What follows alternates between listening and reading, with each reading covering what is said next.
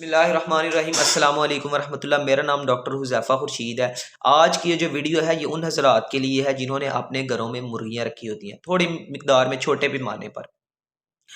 तो सबसे पहले अगर आप लोग चाहते हैं कि आपकी मुर्गियों की जो है वो खाना पीना अच्छा हो, उनकी ग्रोथ अच्छी हो, वो जल्दी अंडे देना शुरू कर दें, उनको बीमारियाँ ना लगें, तो उसके लिए मेरा भाई 3-4 चीज़ें हैं जिन चीज़ों पर आपने गौर करना है। सबसे पहले तो आपके जो परिंदे हैं उनकी डिवर्मिंग टाइम पे हो, उनके पेट के कीड़ों की सफाई टाइम पे हो, ताकि वो जो कुछ खाएँ उन्हें लगे।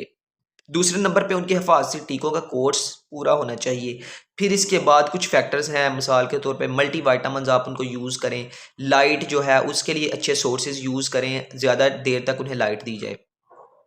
तो सबसे पहले मैं बात करूँगा पेट के कीड़ों की, मतलब उनको कैसे सफाई की जाए, डिवर्मिंग कैसे की जाए। अपने परिंदों की डिवर्मिंग के लिए मैं रिकमेंड करूँगा एक साल्ट जिसका नाम है लीवामिसोल। ये लीवामिसोल जो है ये आपको किसी भी ब्रांड नेम से आप किसी भी वेटरनरी स्टोर से ले लें। इसके लेने के बाद आप इसको जो है वो 20 mg पर केजी बॉडी वेट के लिहाज से इस्तेमाल करें। मिसाल के तौर पे आपके पास एक 100 परिंदा है, ठीक है, और हर परिंदे का वजन 1 किलोग्राम है, तो आपके पास टोटल 100 परिंदों का 100 किलोग्राम वजन हो गया। तो 20 से आप 100 को ज़रब दे देंगे, 20 ज़रब 100 2000, तो 2000 mg इस मेडिसिन का, लीवामिसोल का, आप पानी में मिक्स करके 4 घंटे प्यासा रखने के बाद ये आप इनको पिला दें और इसके पेट के कीड़ों की सफाई हो जाएगी, डिवर्मिंग हो जाएगी। दूसरे नंबर पे हम बात करें परिंदों की वैक्सीनेशन की। अगर हम बड़े पैमाने पे बात करें तो जो परिंदों की वैक्सीनेशन है वो हर 20 दिन बाद, 25 दिन बाद कोई ना कोई वैक्सीन चलती रहती है। बहुत सी किस्म की बीमारियां हैं जिनकी वैक्सीनेशन की जाती है।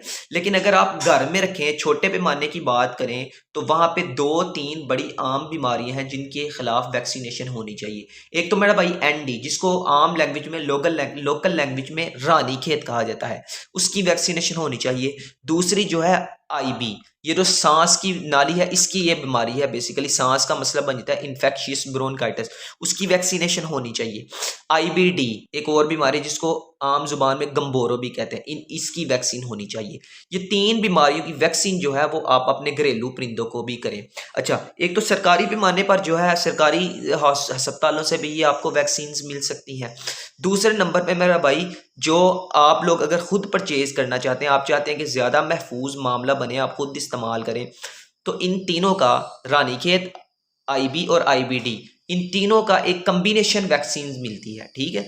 वो 500 से 1000 डोज की होती है। वो आप एक वायल परचेज कर लें। परचेज करने के बाद आप, मिसाल के तौर पे आपने पहली दफ़ा अपने परिंदों को लगाई है, ज़ेरे जिल्द या मसल्स के अंदर, इंट्रामस्कुलर पट्ठों के अंदर आप लगाएं। 100 परिंदे की आप इस्तेमाल करने के बाद उसको फ्रिज में रख दें। फिर 30-40 दिन बाद वो दोबारा वहां से लेके आप दोबारा इस्तेमाल कर रहे हैं। तो अगर आपके पास 500 परिंदे की ये वैक्सीन है, तो आप ये 5 दफ़ा रिपीट करेंगे तब जाके ख़त्म होगी। तो आप इस तरह से वैक्सीनेशन कर सकते हैं।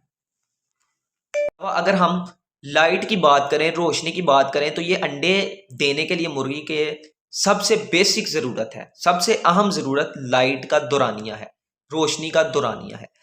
अंडा देने के लिए आपकी मुर्गी को कम से कम 15 से 16 घंटे लाइट चाहिए। अगर तो वो लाइट उसको मिल रही है धूप के थ्रू, सूरज के थ्रू, तो ठीक है, नहीं तो आप आर्टिफिशियल लाइट बल्ब के ज़रिए उसको देंगे। अगर 12 घंटे का दिन है तो आप 3 से 4 घंटे उसकी, जहाँ पे वो रहता है वहाँ पे खुडे में या जहाँ पे भी वो रहता है उसके अंदर लाइट का इंतज़ाम करें।